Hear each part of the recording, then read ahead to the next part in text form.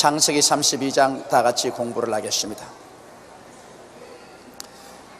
야곱이 그 길을 진행하더니 하나님의 사자들이 그를 만난지라.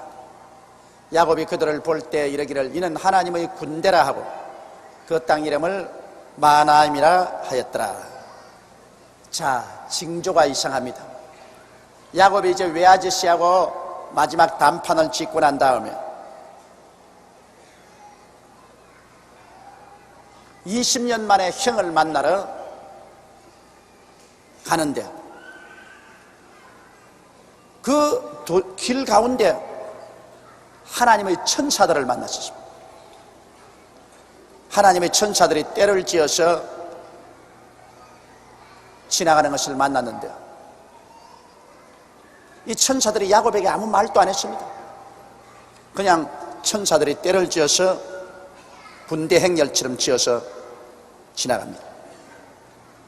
그래서 야곱이 그를 보고 난 다음에 이러기를 야, 이는 하나님의 군대다 하고 그 이름을 마나임이라고 했었습니다. 여러분, 구약시대 보면 하나님의 천사가 나타날 때는 언제나 둘 중에 한 가지 일이 납니다. 그것은 첫째, 하나님의 특별한 메시지를 전하기 위해서 천사가 올 때 천사가 나타난 거예요. 하나님의 특별한 메시지를 전하기 위해서. 그리고 천사가 나타나면서 아무 메시지를 전하지 않을 때는 그때는 큰 전쟁이 있을 것을 표시하는 것입니다. 큰 사고가 일어날 것이기 때문에 하나님이 미리 천사를 보내서 하나님의 천사가 그 전쟁에서 주의 백성을 돕기 위해서 나타나는 것입니다. 그런데 이 야곱을 보면은 야곱이 오는데 천사들이 와서 야곱에게 아무런 메시지를 전하지 않았었습니다. 메시지를 안 전하니까 이것은 일반적인 메시지를 전하는 천사가 아니고 하나님의 군대 천사입니다. 이것은 야곱이 이제 아버지의 뜻을 쫓아서 고향으로 돌아가는데 형이 군대를 거느리고 야곱을 치러 올 징조인 것입니다. 그래서 하나님이 천사를 보내서 미리 야곱을 위해서 보호를 해주는 거죠. 그러므로 야곱의 눈에 이 천사가 나타나게 한 것은 앞으로 큰 위급한 일이 다가올 것인데 그때 낙심하지 말 것은 하나님이 천사를 보내서 너를 둘러 진쳐 건져주겠다는 약속인 것입니다. 만일 천사가 나타나서 야곱에게 보여주는 이런 기적이 일어나지 아니하면 야곱은 낙심해버리고 맙니다.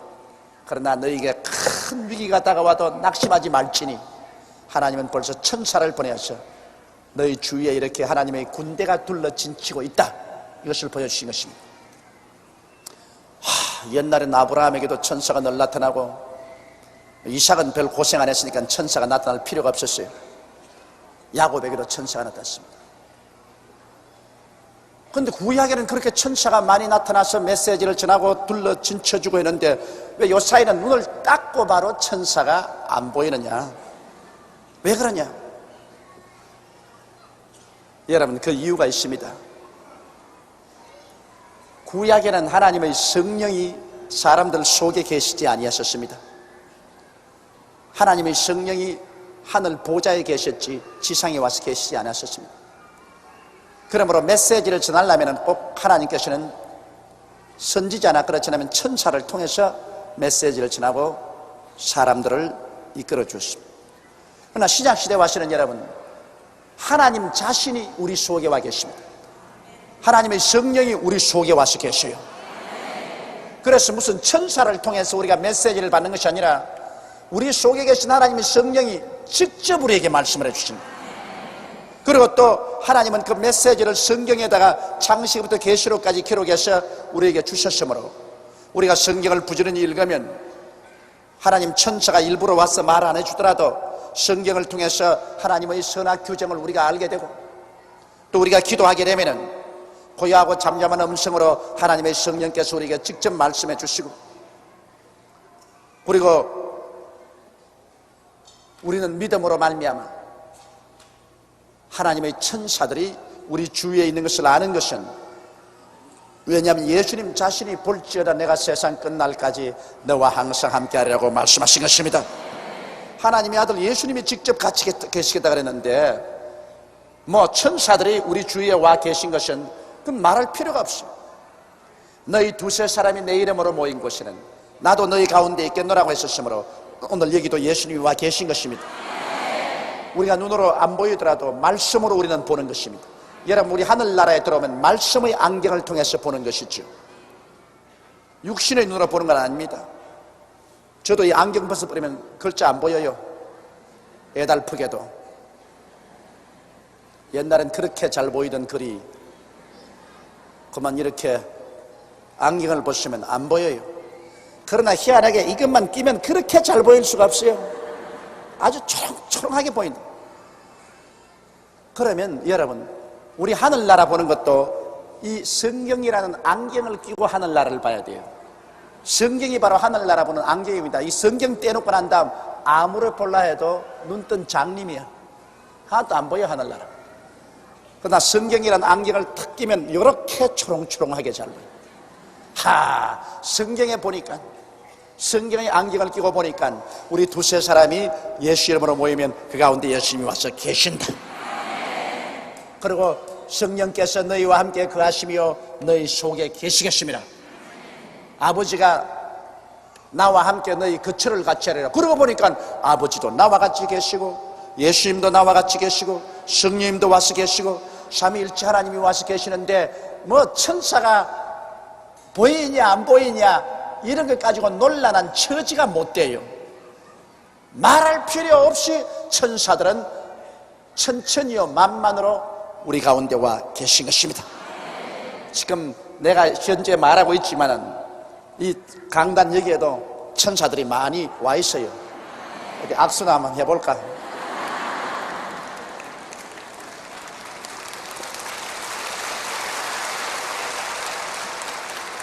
그러므로 우리 예수 믿는 사람은 믿음으로 행하고 보는 것으로 행하지 않습니다.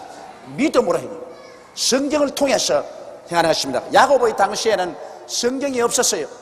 성령도 받지 아니했고 성경도 없었기 때문에 그들이 도움을 받으려면 천사들이 직접 나타나서 메시지를 전해주고 그 다음에는 천사들이 나타나서 보호해준다는 약속도 해주고 그랬었습니다. 그러나 우리는 요사이 그럴 필요가 없어요. 환해요. 성경을 통해서 환하고 하나님의 성령이 임재하심으로 기도할 때 우리 환하게 하나님의 인도함을 받을 수가 있는 것입니다.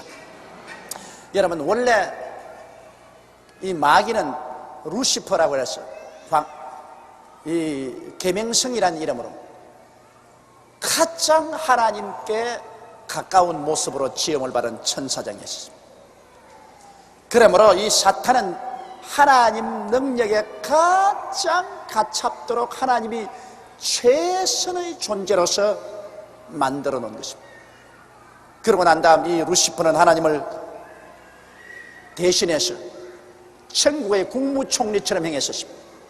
그래서 천국의 성가대도 전부 가지고서 찬양도 부르고 하나님을 가장 가까이에서 모시는 그런 천사였는데 이 계명성 즉 루시퍼가 그 마음속에 교만이 들어갔죠. 나나 하나님이나 다를 것이 뭐냐, 내가 구태여 하나님 종노릇 할 건 뭐냐, 내 스스로가 독립해서 나도 하나님처럼 되자. 이 교만이라는 것이 무섭습니다. 나도 하나님처럼 되자. 내가 종으로 있을 필요 있느냐, 나도 주인 되자. 내가 뭘 하나님을 주인으로 섬기겠느냐.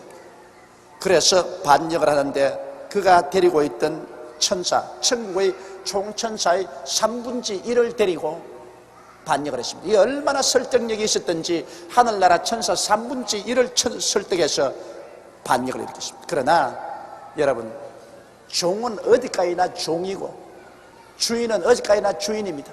창조주는 어디까지나 창조주고 피조물은 어디까지나 피조물입니다. 지음을 받은 자가 지은 자에게 대들 수가 없어요. 그래서 쫓겨나서 오늘날 공중에 진을 치고 권세를 잡고 그 천사들 갖다 우려서 하나님을 계속 대적하고 이 세상을 하나님을 돼지가 되도록 만듭니다. 그 첫째 케이스가 에덴 동산에서 아담에게 찾아와가지고서 너 종노릇 하지 마라, 너도 주인 될 수 있다. 꼭 자기가 한 짓 그대로 말합니다. 너 무슨 종노릇 하고 있느냐, 너도 좋다 하다타 선악을 분별하면 주인이 된다. 너 마음대로 선악을 분별한 주인 노릇하지 무슨 종 노릇하냐. 그래가지고서 아담을 타락시키고 하나님을 대적하게 하고 온 아담의 후손들을 자기 종으로 순하게 움켜쥐고 하는 이런 반역의 일을 하고 있습니다. 그러나 이 마귀의 모든 일이 예수 그리스도의 십자가에서 박살이 나버리고 마는 것입니다. 마귀는 끝없이 이렇게 해서 사람들을 하나님께 대적시키고, 그래서 하나님의 피조물인 사람을 전부 지옥으로 몰아넣고 하나님의 가슴에 못을 박게 하려고 했는데, 예수님이 오셔서 십자가에서 인간의 모든 죄를 다 용서해버리고 그 죽었다가 부활하신 능력으로 천하 인류들이 다 회개하면 그 피값으로 다 하나님께로 도로 받아들이게 되니 마귀의 일이 완전히 낭패가 나고 마는 것입니다. 마귀의 일이 영 박살이 났어요. 마귀의 권세가 거기에서 다 허물어지고 말고 주권이 박살이 나고 마는 것입니다. 그러므로 마귀는 이제 자기 때만 기다립니다. 아담에게 하나님께서 이 땅을 6천년 동안 전세로 내주었는데, 아담을 갖다가 종으로 삼아서 그 기간에 이 땅을 마귀가 잡고서 큰소리하고 있습니다. 그러나 전세 기한이 차면은 이젠 더 이상 지구에서 마귀가 역사할 수 없습니다. 그때는 이제는 하나님 앞에 잡혀서 불과 여왕으로 타는 못에 영원히 던져버리게 되는 것입니다. 그 다음에 하늘나라에 쓰이는 천사장이 가브리엘 천사장이 있습니다. 가브리엘은 마리아에게 와서 예수 그리스도의 태어날 것을 말하지 않으냐. 가브리엘은 서기 장관입니다. 하나님의 메시지를 전하는 행정을 하는, 하늘나라 모든 사물을 집행하는 그 서기 장관이 바로 가브리엘입니다. 그 가브리엘 밑에 하늘나라의 천사 또 3분의 1이 서기 천사들이 있습니다.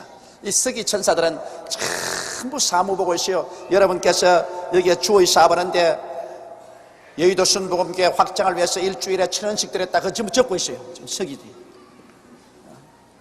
김선자 씨가 1,000원 냈다, 박미자 씨는 10,000원 냈다, 전부 적고 있어요.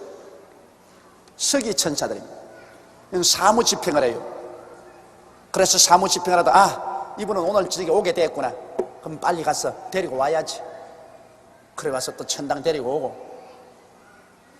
그러나 또 하늘에서 미카엘 천사장이 있습니다. 이는 군대 장관입니다. 이는 하늘나라 군대예요. 이 미카엘은 또 하늘나라 천사 3분의 1을 거느리고 군대 장관으로서 마귀들과 싸웁니다. 하나님의 계획을 회방하는 원수 마귀와 우주에서, 지상에서, 처처에서 싸웁니다. 그래서 여기에 야곱은 바로 하늘나라를 대표하는 사람이고, 에서는 육신의 마귀를 대표하는 대표입니다. 그러므로 마귀가 에서를 통해서 400명의 군인을 무장시켜서 하늘나라를 대표하는 야곱을 죽이려고 오니까 하나님이 그것을 막으려고 먼저 하늘나라 군대인 천사들을 보내주신 것입니다. 할렐루야. 여러분, 우리 대한민국이 여태까지 북한 공산집단의 침략을 받지 않고 살아 있은 이유가 어딘지 압니까? 몇 번이나 큰 위기에 처했지만은 이북에 있는 공산당이 우리 한국을 전면 침공을 못한 것은, 공산당은 마귀를 대표하는 나라입니다. 우리 대한민국은 자유민주주의 속에서 1천만의 성도가 있기 때문에 하늘나라를 대표하는 나라인 것입니다. 그러므로 사실 휴전선에서 우리 군대들이 진치고 있지만은 천사들이 그곳에 와서 진을 치고 있는 것입니다. 하늘나라 천사들이 저 마귀의 군대들과 휴전선에서 대결해서 싸우고 있습니다. 하나님의 천사들이 거기에서 우리 기도를 받아서 원수 마귀의 군대들과 싸우고 있습니다. 모세가 이스라엘 백성을 거느리고 가나안 땅으로 들어올 때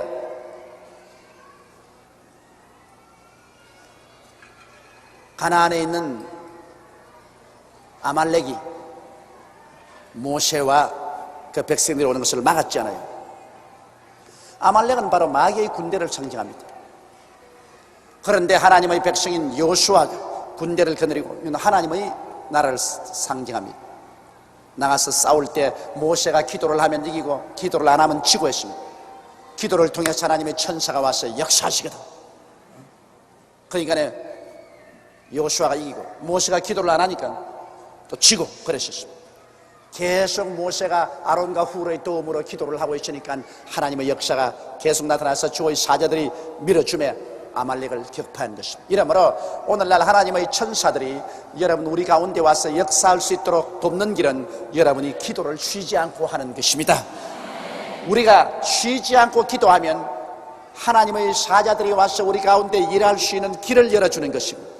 기도하는 것을 거쳐버리면 마귀가 와서 우리들에게 회방할 수 있도록 기회를 주는 것입니다. 이러므로 여러분 기도하기를 게을리하면 안 됩니다. 항상 기도해야 되는 것입니다. 겟세마네 동산에서 예수님께서 마지막 피땀을 흘려 기도할 때 누가 보면 보십시오. 천사들이 와서 그를 돕더라고요. 예수님이 기도하고 있을 때 하나님의 천사들이 와서 예수 그리스도를 돕고 힘을 주었습니다. 이러므로 오늘날 또 여러분께서 기도하면 주변에 천사들이 와 있습니다. 그러나 기도하지 않고 원망, 불평, 탄식하고 염려, 근심하고 절망하면 그곳에 마귀들이 와서 역사를 하고 있는 것입니다. 이러므로 마귀가 아무리 해도 여러분 우리 성도들이 기도만 하면 이깁니다. 천사들도 마귀는 하늘 천사 3분의 1을 타락시켰지만 아직 하늘 천사 3분의 2는 우리 편에 서서 싸워주고 있는 것입니다. 그러므로 넉넉히 이기고 남음이 있는 것입니다.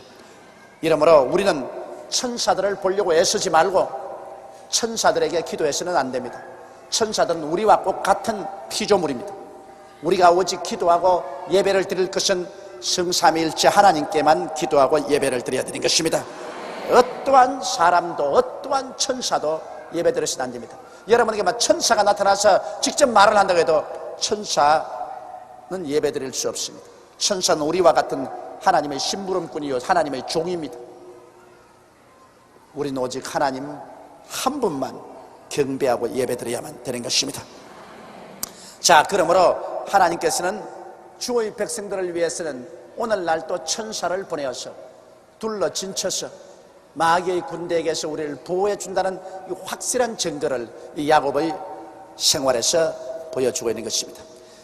야곱이 세일 땅 에돔 들에 있는 형 에스에게로 사자들을 자기보다 앞서 보내며 그들에게 부탁하여 가로되 너희는 이같이 내 주 에스에게 구하라. 주의 종 야곱이 말하기를 내가 라반에게 붙어서 지금까지 싸우며 내게 소와 나귀와 양떼와 노비가 있사오므로 사람을 보내어 내 주께 구하고 내 주께 은혜 받기를 원하나이다 하라 하였더니, 자, 야곱이 당당하게 형의 집으로 돌아와도 되는데 왜 당당하게 자기 고향 땅으로 못 들어오고 중도에서 자기의 종을 보내가지고서 내가 20년 동안 외아저씨 라반의 집에서 붙어 살다가 이제 형에게로 찾아오니 형이여 날 좀 영접해 주시옵소서 이유가 어디 있습니까?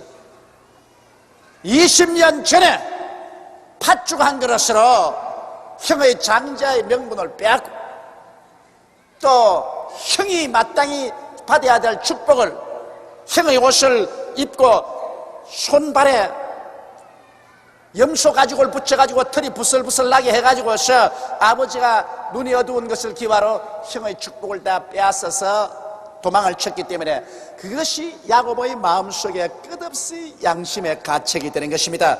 도둑놈이 제 발이 저린다 그 말 있잖아요. 그러므로 야곱은 항상 20년의 세월이 지나가도 형이 겁이 났습니다. 언제고 형이 나에게 복수를 할 것이다. 그 형에 대한 겁이 나가지고서 이제 고향으로 돌아올 때 당당하게 그냥 돌아오지 못하고 형에게 은혜를 베풀고 자비를 베풀었어. 나를 바라주십시오. 내게는 소와 나귀와 양떼와 노비가 있고 또 처자들이 있으니 날 좀 용납해 주십시오. 그렇게 간청을 하게 된 것입니다. 여러분, 이 세상 삶이란 것은 절대로 남에게 상처를 입혀놓으면 먼 훗날에 그 내가 입혀놓은 상처가 내게로 돌아옵니다.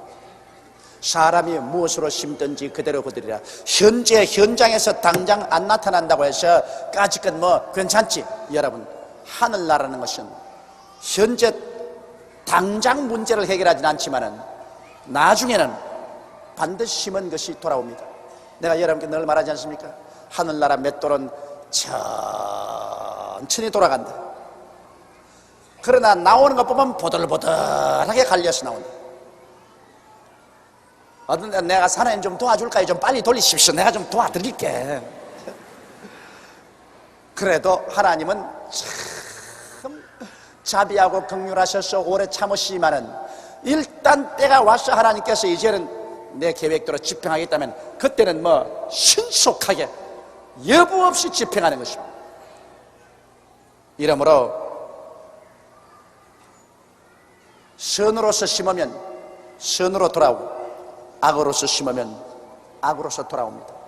사람이 무엇으로 심든지 그대로 거두리라.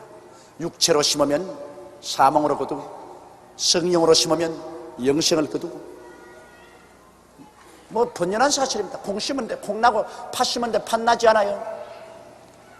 영적으로도 꼭 같습니다. 그렇기 때문에 우리가 이 땅에 사는 동안에 예수 그리스도로 심고 영생으로 거두며 주 안에서 하늘나라 위에서 선한 일을 많이 심어 놓아서 나중에 훗날에 하나님께서 나와 내 자손에게도 복을 받게 하고 또 천국에 들어가서 하늘나라의 놀라운 상급을 우리가 거둘 수가 있는 것입니다. 야곱은 악을 심어 놓고 난 다음에 이제는 겁이 나가지고서 오금이 저려서 형에게 사죄하는 힘으로써 사죄를 보냈었습니다. 사제들이 야곱에게 돌아와 가로되 우리가 주인의 형의 에서에게 이른즉 그가 400인을 거느리고 주인을 만나려 오더이다. 이제는 그 결단 났습니다. 그 말을 전하자마자 형은 여러분 기나긴 20년 동안에 이 상둥이 동생에게 니를 갈고 칼을 갈고 있었습니다.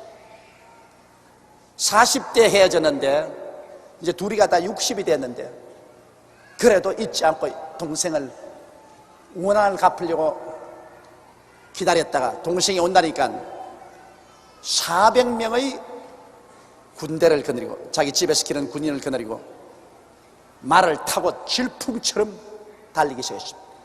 이건 뭐 이제 참 큰일 났습니다. 이젠 이 일을 어떻게 감당했습니까? 하루 이틀이 아닌 20년에 쌓이고 쌓인 그 원한을 지금 갚으러 오는데 그걸 누가 막을 수가 있습니까? 누가 중재할 수 있습니까? 이 말을 듣자 야곱이 심히 두렵고 답답하여 자기와 함께한 종자와 양과 소와 약들을 두 떼로 나누고, 얼마나 답답하겠습니까? 그 이야기를 들으니 자 뒤에는 외아저씨가 죽이겠다고 어른거리고 있지, 앞에는 형이 400인의 군대를 가지고 달려들지. 그러니 이 세상에서 선하고 착하게 살 것입니다.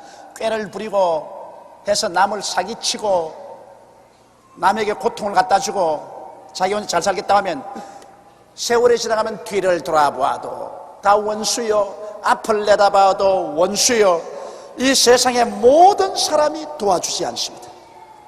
여러분, 인생에 있어서 가장 중요한 일은 덕을 심는 것입니다. 덕을 많이 심어 놓으면, 다른 사람 모르는 가운데 그늘 밑에서 음덕을 많이 심어 놓으면 이것은 뒤에 가도 도울 자가 있고 앞을 가도 도울 자가 있는데, 많은 사람에게 악을 해 놓으면 내가 나중에 진작 도움이 필요할 때는 앞에도 도울 자 없고 뒤에도 도울 자 없고 절망에 처합니다. 인간이란 꾀로서 인생을 살지 마십시오.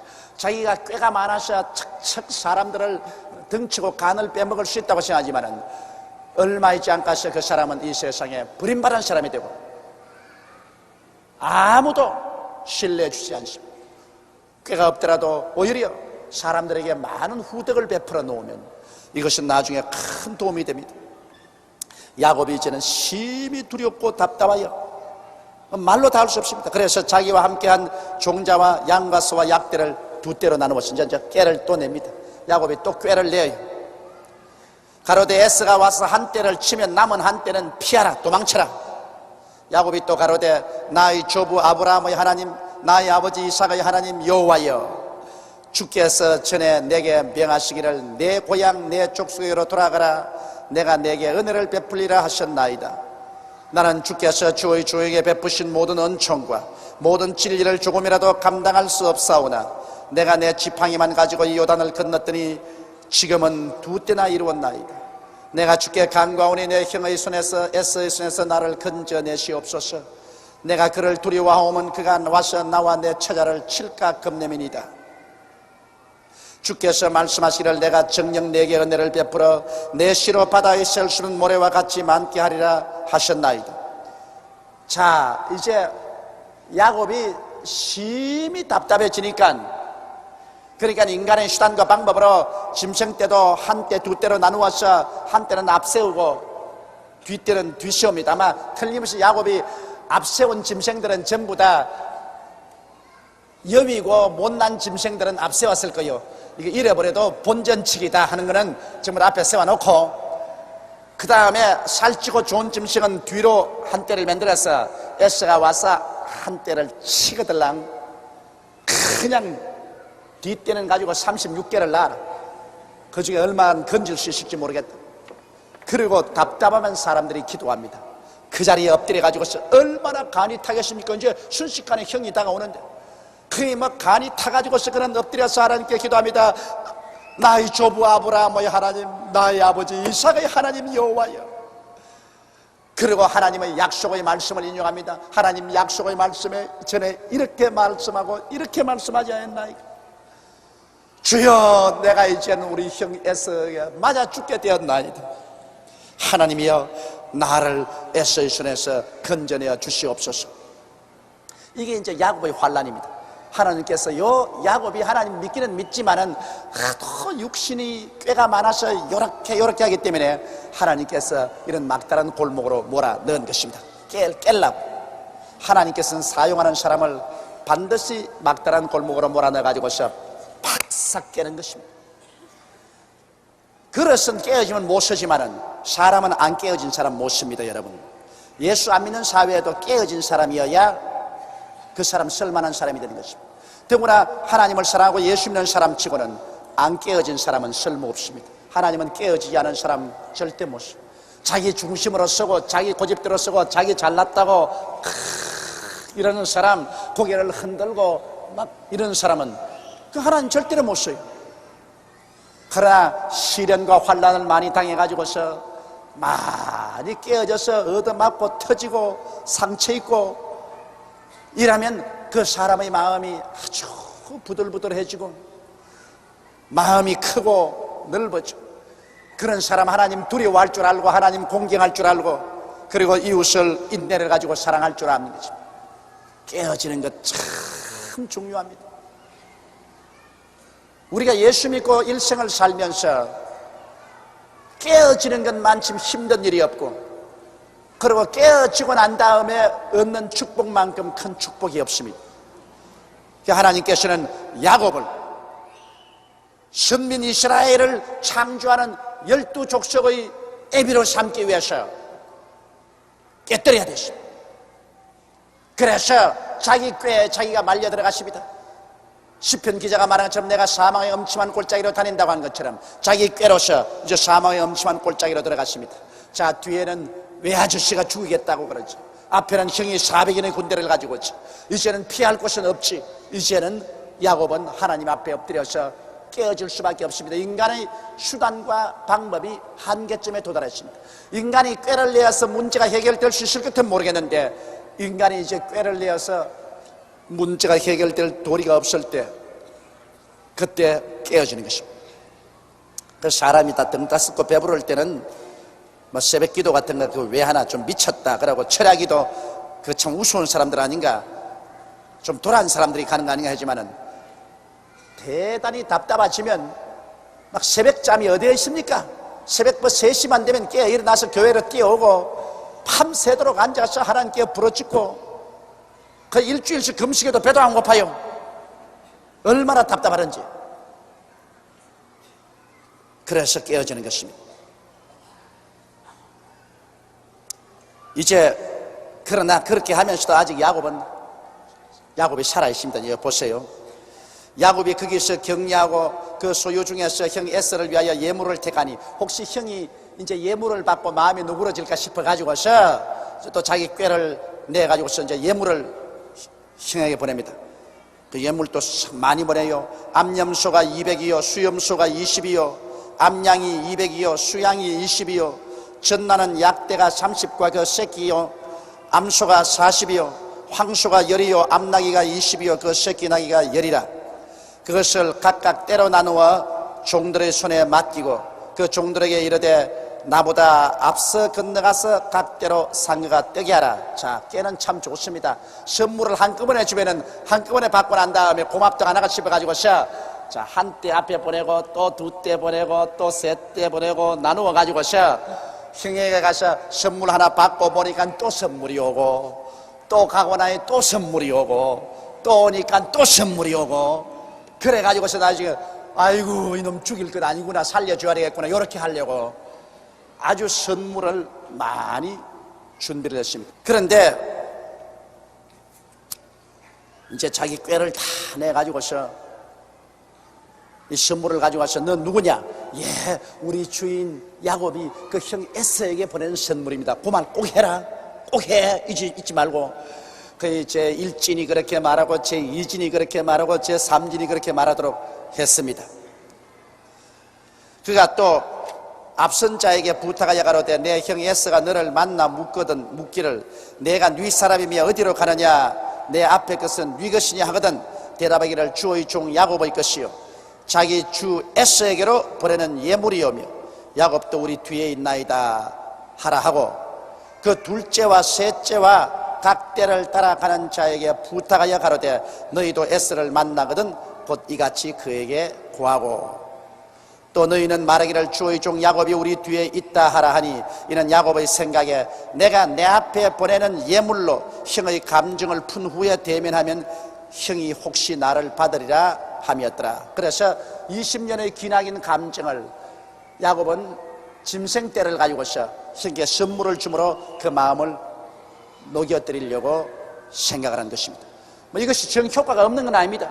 어느 정도 효과가 있지만은, 그러나 실상 여러분 에서는 보면 400년의 군대를 가지고 너희 동생을 쳐버리면 선물 받을 게 아니라 있는 거 다 빼앗을 수 있는데 뭐 구태야 선물 같은 거 받을 거 있어요. 그러고 난 다음에 이제 야곱이 이제 꾀를 내는 거 보십시오. 아직까지 야곱이 안 깨어졌습니다.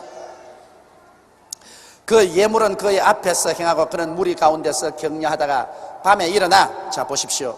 밤에 일어나서 두 아내와 두 여종과 11 아들을 인도하여 야복 나루를 건널세 그들을 인도하여 시내를 건네며 그 소유도 건네고 야곱은 홀로 남았더니 어떤 사람이 날이 새도록 야곱과 씨름하다가, 야곱이 그 야복 강이 있는데 이 강 건너로 자기의 두 아내와 두 여종과 그 사이에 난 11 자식들을 다 건넸습니다. 건네서 자기도 같이 따라가면 좋은데 자기는 도로 건너와서 이제는 자기 혼자 이 강 건너편에서 이렇게 쪼그리고 앉아 있습니다. 이게 야곱입니다, 여러분. 이게 야곱이에요. 형이 전부 선물을 다 받고도 와서 자기 가족을 내리치면 그때는 자기는 36개를 놓겠다 그 말인 것입니다. 형이 자기 죽일 생각을 가지고 있으면 처자도 죽일 것이다. 그래서 자식들 세우는 것도 앞에 보면요, 종들과 자기 첩 둘이, 종의 첩 있지 않습니까?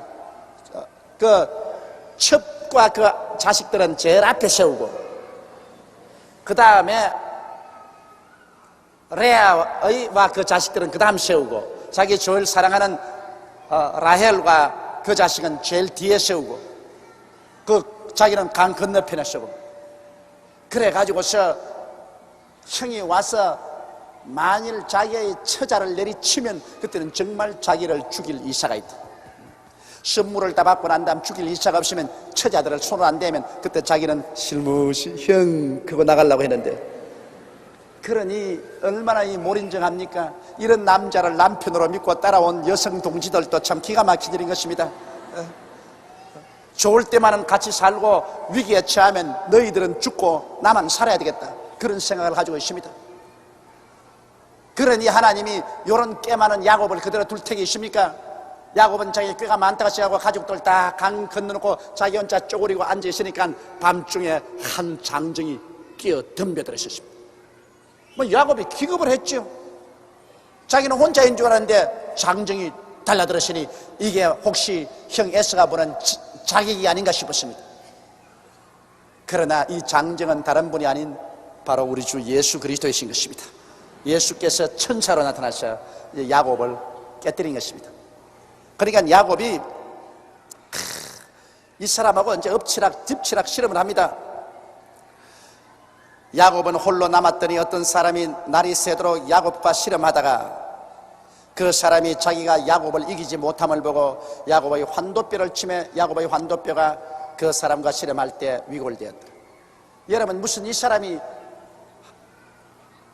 예수 그리스도가 천사의 모습으로 나타나셨는데 예수님이 무슨 힘이 없어서 야곱에게 이기지 못한 건 아닙니다. 아침에 내리치니까 환도뼈가 위골되어 쩔름바리가 되었는데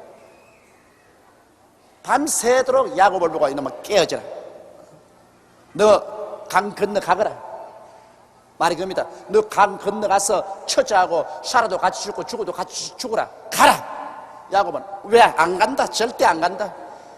내가 살고 봐야지, 뭐 처자는 죽든 말든. 그 싸움입니다 여러분, 그 싸움. 밤새도록 천사가 멱살을 잡고 내리끌어서 강 건너 가거라 이놈의 자식아. 그러면 나는 절대로 안 간다, 절대로 안 가. 내가 살고 볼 일이지, 뭐 처자야 죽든 말든 내가 살고 봐야지. 이 실험인 것입니다. 밤새도록 천사가 잡아 당기고 야곱은 안 가겠다고 몸부림을 치고 얼마나 고집이 센지 견딜 수가 없어요. 그래서 새벽이 되니까 에라, 그러면 너 달아날 수 있을 줄 알아? 탁 손을 쳐서 이 엉덩짝을 때리니까 관절뼈가 우지끈하더니만 뭐 다리가 쫄름바리가 되고 말한 것입니다. 이젠 만사 끝났습니다. 이제 강 건너 와 있어도 형이 이제 가족들을 치고 자기가 달라들면 이 꼬락실내고 어떻게 달아납니까? 그냥 팽이리 뛸 수 있지만은 이라고야 뭐 어떻게 달아나 이래.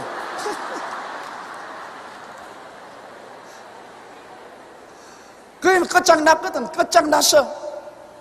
그 사람이 꾀가 아무리 많은 것 같아도 하나님이 한번 손들어 쳐버리면 자기 별 도리가 없습니다. 피할 것이 없어요.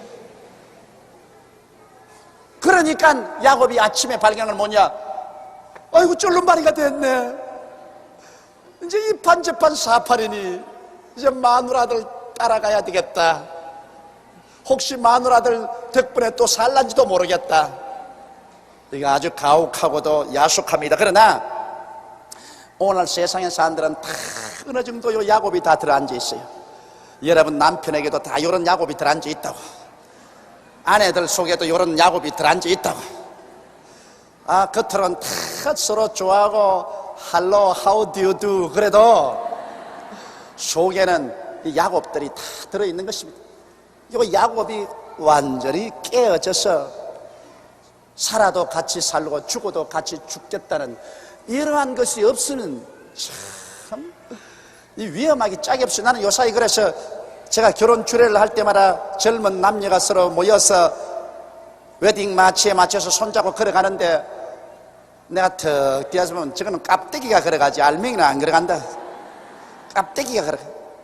알맹이는 전부 재고집 다 가지고 있는데 저게 서로 깨어져 가지고서 가루가 되어서 반죽이 함께 되려고 하면은 10년이 걸릴지 10년이 걸릴지 몰라요. 그냥은 반죽이 안 돼. 때리 부숴야 반죽이 되는데 그 두 사람이 함께 살면서 서로 부딪히고 깨어지고 그래야 가루가 되어서 그 다음에 반죽이 되어서 되면 그건 행복하게 돼요. 그러나 그런 기간이 여러분 얼마나 시간이 걸립니까? 얼마나 어렵습니까? 그래서 이 세상에 여러분 참 부모 자식이 함께 같이 사는 것도 힘이 드는데 남남끼리 모여가지고서 서로 함께 산다는 것은 굉장히 힘이 드는 겁니다. 이러므로 깨어져야 돼요. 깨어져야 돼요. 남편도 깨어지고 아내도 깨어지고 우리 사람들 깨어지고, 깨어진 사람만이 정말 함께 해서 서로 이해하고 동정하고 사랑하고 살아갈 수가 있는 것입니다. 그러니 이 괜히 라헬이나 레아나 그 여종 둘이나 그 자식들이나 이 깝대기 데리고 살았었어요. 애들이 아버지 그거 그 부인들은 여보 남편인 줄 알고 다정스럽게 했지만은 위기에 처하자 자기 혼자만 살겠다고 작정을 하고 도망친 것입니다. 그래서 하나님의 천사가 합체라고 해도 절대로 고집을 부리고 안 합치니까 결국엔 쩔름바리를 만들어 버리는 것입니다. 야곱은 그때부터 아주 쩔름바리가 됐었습니다. 자, 그러니까 이제 야곱은 절대적으로 하나님 도움 없이는 이제는 못 살았다. 이제는 사람의 수단과 방법은 끝장이 났다. 이제 나는 하나님 도움 없이 못 살았다. 이래서 깨어진 사람의 기도가 적극적인 기도가 되는 것입니다. 깨어지지 않을 때 기도는 근성의 기도요. 빙글빙글 도는 근성의 기도지만은 사람이 깨어지고 나면은 그때는 진짜 기도가 나옵니다. 이제는 살든지 죽든지 흥하든지 망하든지 성하든지 쇠하든지 주여 뜻대로 하시옵소서. 이제 하나님이 안 도와주시면 나는 이제 죽었습니다. 이제 나는 하나님께만 의지합니다. 이제는 별 도리가 없습니다. 그렇게 되는 것입니다. 그래서 그가 사람이 자기가 야곱을 이기지 못함을 보고 야곱의 환도뼈를 치매 야곱의 환도뼈가 그 사람과 씨름할 때 위골되었더라. 그 사람이 가로되 날이 세려하니 나로 가게 하라. 이제는 야곱을 떠나려고 합니다. 야곱이 가로되 당신이 내게 축복하지 아니하면 가게 하지 아니하겠나이다. 이건 먼저 결사적으로 매달린 것입니다. 주여 주여 내게 복을 주시옵소서. 주시지 아니하면 내 이 자리에서 죽어도 안 일어나겠나이다. 아주 결심이 투철합니다. 조금 기도하다가 아이고 무릎 아파라, 아이고 허리 아파라, 아이고 막 그만하자, 아이고 시간 너무 갔구나. 이거 딱 근성으로 하는 기도요. 여러분 깨어진 기도는 그거 없습니다. 깨어진 기도는 시간 가는 줄도 모르고 무릎이 아픈지 허리가 아픈지도 몰라요. 그냥 집중적으로 하나님을 붙잡고 매달린 것입니다. 야곱이 예수님을 붙잡고 놓아주질 않아요. 내게 축복하지 아니하면 가게 하지 아니하겠나이다. 이런 기도가 이게 정말 멋있는 기도입니다. 예수 이외에는 안 받아들인다. 노는 절대로 안 받아들이겠다. 축복 안 해주면 나는 절대로 놓지 않은 그러한 아주 굉장한 집중력이 있는 인내력이 있는 기도입니다. 그 사람이 그에게 이르되 내 이름이 무엇이냐? 그가 가로되 야곱이니. 야곱이란 말은 사기꾼이라 그 말인 것이죠. 사플란트 사기꾼이라는 것이죠. 내 이름이 뭐냐? 예, 사기꾼입니다. 참 이름 참 잘 지어서 이름을 어떻게 이 사기꾼이라고 지어준지 모르겠어요. 그 사람이 가로되 내 이름을 다시는 야곱이라 부를 것이 아니요 이스라엘이라 부를 것이니 고리는 내가 하나님과 사람으로 더불어 겨루어 이겼음이니라. 이 이스라엘이라는 말은 하나님과 겨루어 이겼다는 말과 하나님의 왕자라는 말과 똑같은 의미가 있습니다. 결국 하나님과 겨루어서 내가 지면 이기게 되는 것입니다. 아시겠어요? 하늘나라는 내가 깨어지면 내가 사는 것입니다. 하늘나라는 하나님과 여러분 몸심을 얹어서 내가 지면 내가 이기게 돼요. 그러나 하나님과 씨름해서 내가 이기면 그건 내가 진 것입니다. 내가 안 깨어지면 내가 죽는 것입니다. 이게 하늘나라 법칙입니다. 여러분 하나님 앞에서 내가 깨어지면 내가 사는 것이고 내가 지면 내가 이기는 겁니다. 하나님 앞에 항복하면 할수록 내가 이기는 것이 됩니다. 왜냐? 내가 항복하고 나면 그 다음에는 하나님이 책임져 주시기 때문인 것입니다. 그건 이제는 하나님이 나를 책임져 주시기 때문에 천하 누가 나를 대적할 수 없습니다. 그 얼마나 멋있습니까? 그러므로 하늘나라는 인간의 세상은 생각하는 것과는 틀려요. 내가 깨어지면 내가 살고 내가 하나님 앞에 지면 내가 이기는 사람이 된다. 그래서 야곱은 하나님과 씨름해서 완전히 나중에 환두뼈가 위골되고 이제는 막다른 골목에 처해서 항복을 하자 하나님께서는 그 이름을 바꾸어 줬습니다. 이름을 바꾸었는데 사기꾼이라는 이름에서 이스라엘, 즉 하나님과 다투어서 이긴 사람, 하나님의 왕자, 이와 같은 이름을 바꾸어 준 것입니다. 이 사람이 깨어지고 나면 그 운명이 달라집니다. 벌써 야곱이 깨어지기 전에는 사기꾼이지만은 깨어지고 난 다음에는 하나님과 씨름해서 이긴 자, 하나님의 왕자란 운명이 달라졌습니다. 오늘날 우리도 깨어지면 우리 운명이 달라져요. 큰 파도를 타고 시련을 겪고 살다가 여러분이 바싹 깨어져서 하나님 앞에 완전히 들어오면 하나님께서 여러분 운명을 바꿔 버립니다. 그때 여러분 이름 바꿔도 좋아요. 깨지도 아니면서 괜히 이름만 자꾸 바꿔놔봤자 소용없어요. 그거는 깨어지고 난 다음에는 정말 이름을 바꾼다는 것은 무슨 말이냐? 따라 말씀해서 이름을 바꾼다는 것은 다른 사람이 되었다는 의미다. 완전히 다른 사람이 되어버려. 깨어지면 완전히 다른 사람이 되어버려. 그래서 야곱은 깨어지고 다른 사람이 되자 사람이 다르니까 이름도 바꾸어 줬습니다. 야곱이 청하여 가로되 당신의 이름을 구하소서. 그 사람이 가로되 어찌 내 이름을 묻느냐 하고 거기서 야곱에게 축복한지라. 야곱이 이제는 그 하나님을 붙잡고서 당신의 이름이 누구십니까? 하나님은 이름을 절대로 말 안 합니다. 네가 어떻게 감히 내 이름을 묻느냐? 그것은 내가 하나님이다, 그 말씀이십니다. 바로 구약 성경에 나타난 하나님의 사자, 여호와의 사자라는 건 전부 예수님입니다. 구약 시대의 예수님. 그러고 난 다음에 야곱을 축복한지라. 그러므로 야곱이 그곳 이름을 브니에라 하였으니 그가 이르기를 내가 하나님과 대면하여 보았으나 내 생명이 보존되었다니라. 브니엘이라는 말은 하나님의 얼굴이라는 말인 것입니다. 옛날에는 하나님을 본 사람은 죽었습니다. 직접 하나님을 본 사람은 죽었는데, 여러분 오늘날도 우리가 직접 하나님의 은혜를 깊이 받으면 육신의 사람이 죽습니다. 우리가 깊이 기도하고 말씀 읽고 성령에 충만하면 육신의 사람이 죽어요. 육신의 정욕이 다 죽어버려요. 그러나 하나님과 깊이 기도하고 말씀을 읽지 아니하면 육신의 사람이 다 살아서 일어나요. 이 구약에는 하나님을 보면 육신이 못 견뎌요. 육신이 죽어버려요. 그래서 야곱은 브니엘, 즉 하나님의 얼굴을 보고도 나는 죽지 않고 생명이 보존되었다. 그가 브니엘을 지날 때 해가 돋았고 환도뼈로 인하여 절었더라. 이거 참 놀라운 일 아닙니까? 야곱이 자기 인간의 깨를 다 버리고 이제 하나님께 완전히 항복하는 그 과정에서 말할 수 없는 시련, 그 인생은 밤이었습니다. 뒤에는 외아저씨 군대가 있지, 앞에는 형이 400인의 군대를 거느리고 오지. 자기는 마지막 꾀를 다 동원해서 한때 두때 세때로 선물을 나누어서 주고 난 다음에 자기의 처자들을 다 강을 건너게 하고 자기는 강 이쪽 편에서 사정을 보고 달아나려고 하고 있을 때 하나님의 천사인 예수님과 실험을 해서 환도뼈가 어그러질 때, 그때 야곱의 그 마음의 고통은 말로 다 할 수 없다. 불안, 초조, 절망, 공포가 꽉 들어찼습니다. 그러나 자기가 깨어지고 하나님을 만나고 하나님의 축복을 받고 난 다음에는 야곱의 마음속에 불안, 공포 다 사라지고 마음에 평안이 다가오고, 그래서 쩔뚝거리기는 했지만은 그가 브니엘에서 일어나서 출발할 때 어두움은 사라지고 태양이 떠오르기 시작한 것입니다. 할렐루야. 여러분 그렇습니다. 우리가 깨어지기 전에는 불안, 공포, 절망이 우리 가슴 속에 회오리 바람이 칩니다. 그래서 그냥 이렇게 해볼까 저렇게 해볼까, 아이고 나는 어떻게 하노, 나는 절망이구나. 그런 절망 가운데 나중에 하나님께 나와서 완전히 자기의 잘못을 깨닫고 자기 자신을 하나님 앞에 박싹 깨어지게 하면은 하나님께서 여러분께 부활의 생명을 주십니다.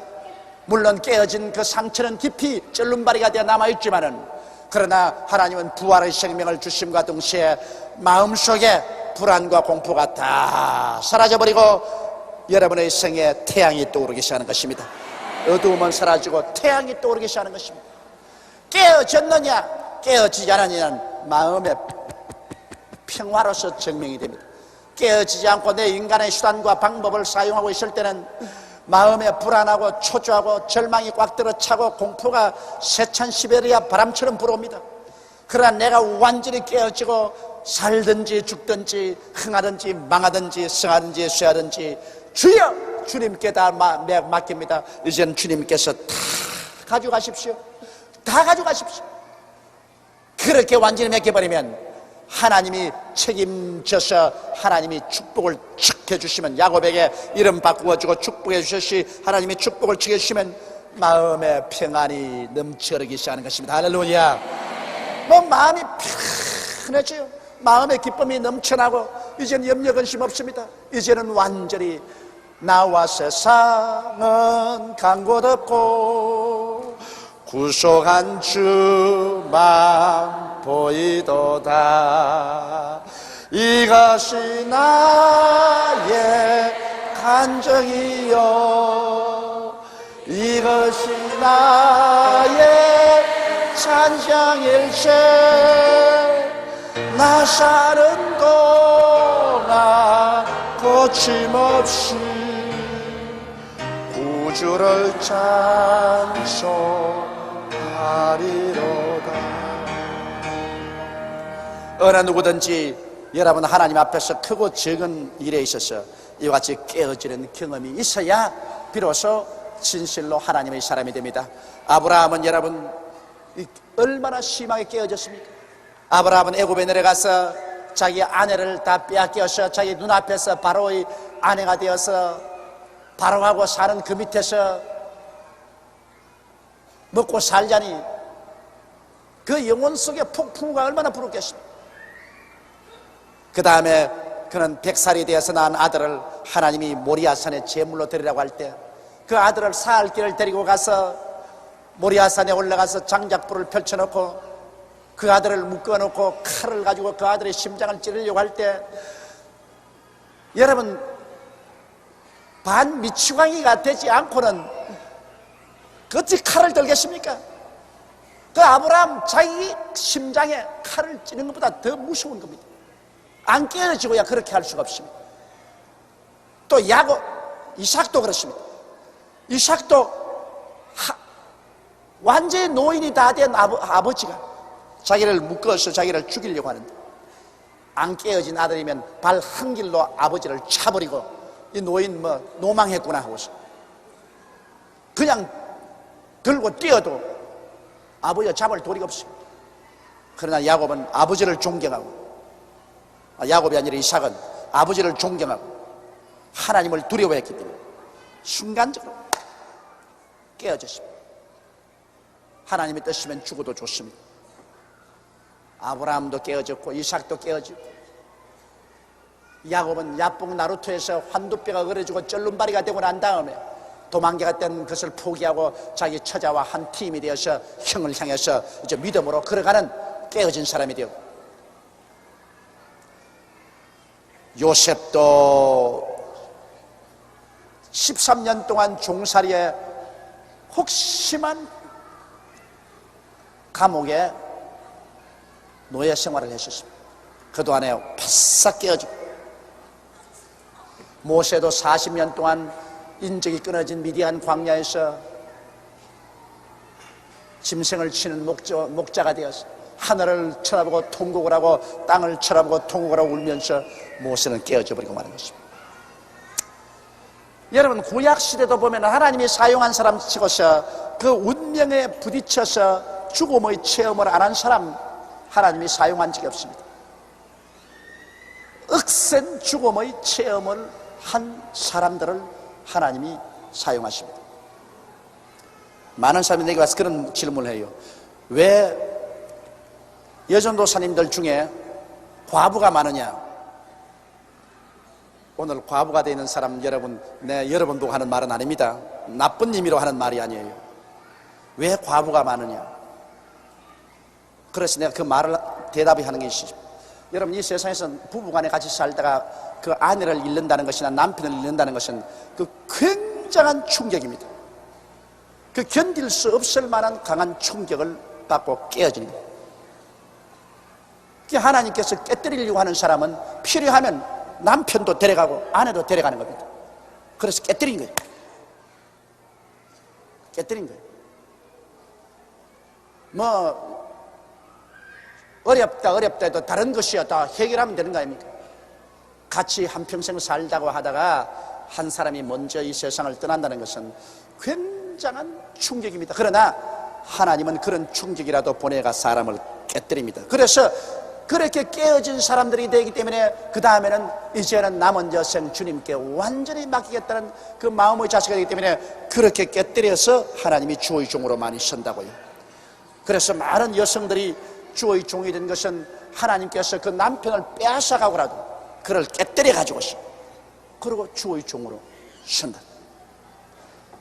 그 아주 그러기 때문에 하나님의 소명을 가진 여자에게 장가가는 건 위험합니다, 여러분.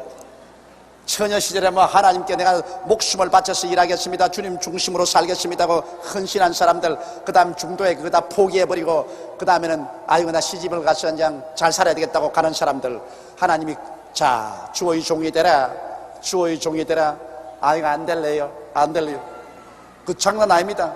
그러면 너 남편 내가 데려가마. 야 오너라, 너는 사명 안 받았으니까 너는 천당에 일찌감치 와도 좋다. 사명 받은 사람은 이 세상에서 일 좀 더 해야 되겠으니까 너 먼저 오너라. 데려가 버린다고. 그러므로 여러분, 총각 여러분께서 장가가기 전에 먼저 처녀에게 물어보세요. 하나님 사명 받았나요, 안 받았나요? 아, 내가 처녀 시절에 내가 하나님께 목숨을 바쳐 주를 위해서 일하겠다고 내가 한 적이 있습니다. 그러면 같이 주의 종이 되면 몰라도 안 될 것들랑 달아나라고. 달아나. 왜? 일찌감치 천당 간다고. 하나님은 여러 가지 면으로 깨뜨립니다. 어떤 집에는 자식을 하나님 먼저 데려감으로 깨뜨립니다. 그것 굉장히 가슴 아픈 일 아닙니까? 자녀를 먼저 데려간다는 거예요. 그러나 자녀를 데려감으로 깨뜨리기도 하고, 어느 때는 무서운 병으로 말미암아 깨뜨리기도 하고. 사람이 스스로 깨어지면 좋은데 쉽게 깨어지나요? 쉽게 스스로 항복하고 깨어지면 그런 일 없어요. 그러나 쉽게 스스로 항복하지 못하면 하나님께서 여러 가지 면으로 우리를 깨뜨리시는 것입니다. 저는 제가 폐병이 걸려가지고서 죽음의 벽에 부딪히지 않았었으면 절대로 목사 될 사람이 아닙니다. 세상에 야망이 너무 컸습니다.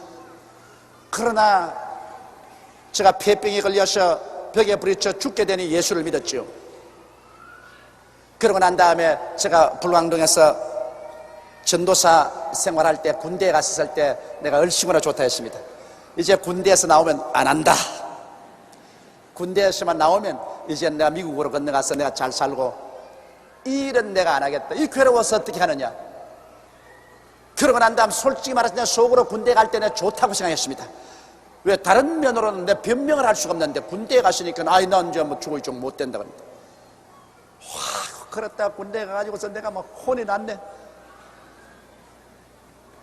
창자가 꼬여가지고서 수도 육군병원에 8시간 배를 째고 수술을 하고, 그러고 난 다음에 겨우 수술해서 회복되니까 또 양폐 폐렴이 걸려가지고서 열이 그냥 40도가 넘고 까무라치고 뭐 완전히 죽음의 문에 도착했습니다. 그때 내가 말하기를, 주여 기왕 죽은 몸 살려만 주면은 도로 주의 종 되겠습니다.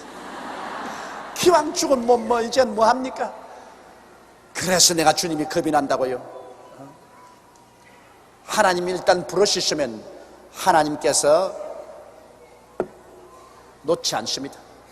마귀도 잡으면 잘 안 놓는데 하나님이 어떻게 한번 잡아놓고 쉽게 놓을 것 같아요? 여러분, 진짜로 회개하고 예수 믿는 사람 타락될 줄 알아요?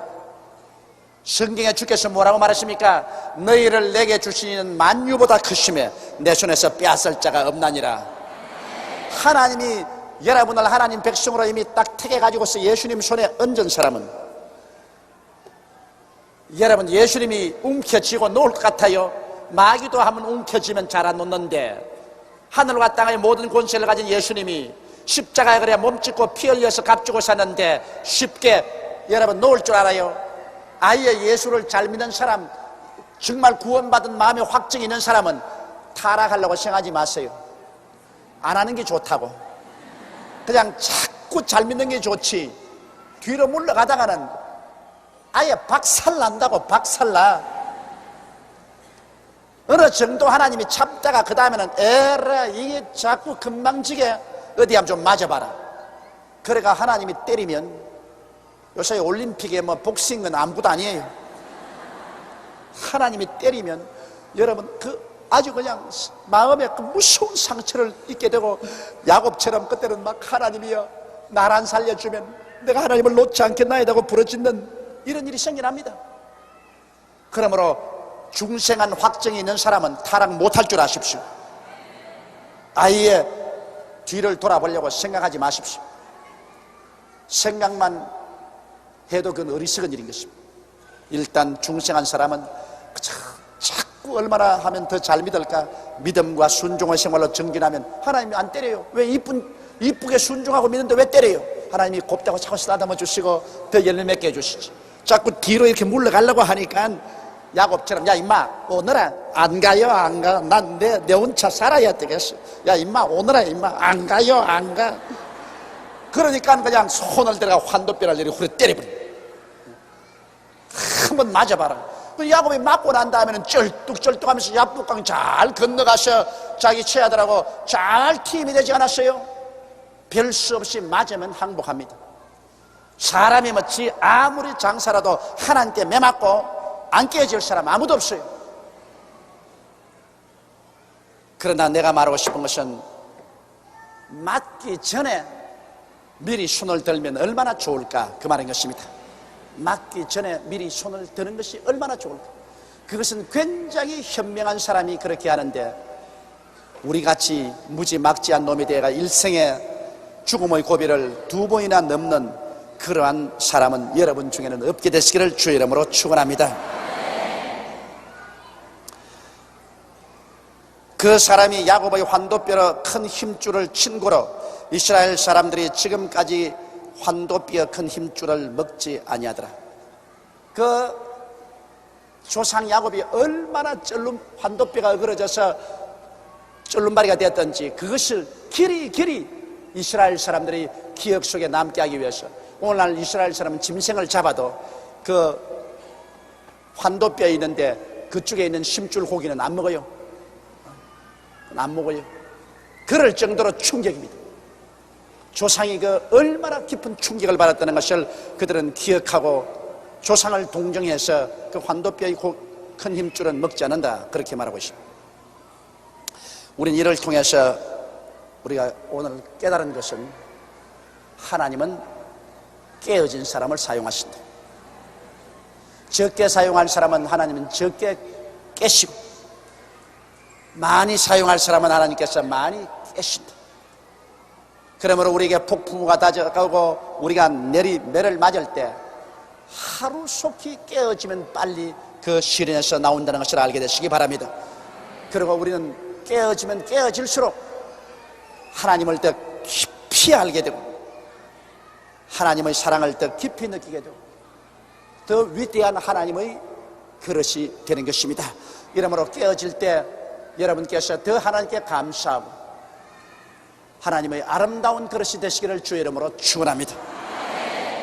여러분 일평생에 하나님은 한 면의 축복을 주시면서 다른 면에서는 계속 주님께서 깨뜨리시는 것입니다. 그게 자라나는 거예요. 여러분 우리에게 다가오는 시험과 환난은 바로 자라나는 것입니다. 여러분 사람이 자라나지 않으면 어떻게 되겠습니까? 그러나 영적인 인격이 자라나는 것은 고난을 통해서 자라납니다. 평안함을 통해서는 자라나지 않습니다. 자식들도 너무 편안하게 해주면 망나니가 됩니다. 평안과 고난이 겹치면 그 자식들이 어른이 되어서 자라납니다. 훌륭한 사람이 됩니다.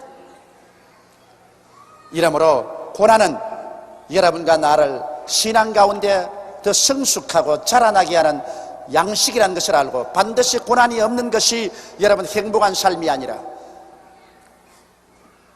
늘 고난이 함께 하셔서 그로 말미암아 우리가 고난을 먹고 깨어지고 더 기도할 수 있게 되는 것을 더 큰 행복으로 알게 되시기를 주의 이름으로 축복합니다. 하나님은 우리에게 고난을 주시면서도 우리에게 늘 계속해서 그로 말미암아 자람과 동시에 성공을 주시는 것입니다. 고난과 성공은 같이 옵니다. 여러분 성공만 오는 것이 아닙니다. 기독교 신앙생활은 하나님은 성공을 주시면서 성공과 함께 고난도 늘 같이 주시는 것입니다. 우리가 그리스도와 함께 영광을 받기 위하여 고난을 받는 것도 마땅하니라고 바울 선생이 말씀하신 것입니다. 한번 따라 말씀하세요. 신앙생활이란 성공과 고난이 함께 오는 생활이다. 따로따로 오지 않습니다. 성공이 오는가 하면 그게 묻어서 함께 고난이 늘이 다가옵니다. 성공과 고난은 배의 시줄과 날줄과 같습니다. 우리의 신앙생활은 성공의 시줄이 오면 고난의 날줄이 오고 성공의 날줄이 오면 고난의 시줄이 오고 그래서 성공과 고난이 시줄과 날줄이 되어서 우리 신앙생활의 아름다운 천을 만들어내는 것입니다. 나는 옛날에 우리 누님께서 시집 갈 때 벽에 위에 이렇게 꽃 있지 않습니까? 그거 수를 넣으려요. 내가 보니까. 그래서 밥하고 난 다음 시간만 있으면 시집 갈 때 가져가려고 혼자서 열심히 그걸 하는데, 난 이게 들어 누워서 이렇게 보니 엉망이에요. 엉망. 그 놓는데 뒤를 보니까 막 실이 빨간 실이 이리 가고 저리 가고 막 더럽게 짝이 없어. 그러나 아이고 누나 참 수 못 놓는다. 무슨 수가 저 모양이야. 엉망이다. 우리 누님께서 해보시면서 그래 뒤는 엉망이라도 낮에 앞을 봐. 앞을 봐. 그런데 그 수 놓는 앞을 보면은 거기에 꽃이 나오고 나비가 나르고 시냇물이 흐르고 그렇단 말입니다. 여러분, 우리가 하나님께서 우리 가운데 섭리할 때 우리 인간적으로 생각하면 엉망이에요. 엉망. 축복도 다가오는가 하면 고난도 다가오고 성공이 다가오고 하면 시련도 다가오고 막 이 실이 막 엉망이에요. 엉망. 아이고 하나님이 왜 이렇게 하시냐. 그러나 세월이 지나고 난 다음에 탁 하나님이 돌이키면 그것이 앞져서 아주 아름다운 한 폭의 그림이 되는 것입니다. 하나님을 사랑하는 자 곧 그 뜻대로 부르심을 입은 자들에게는 모든 것이 합력하여 선을 이루나니라.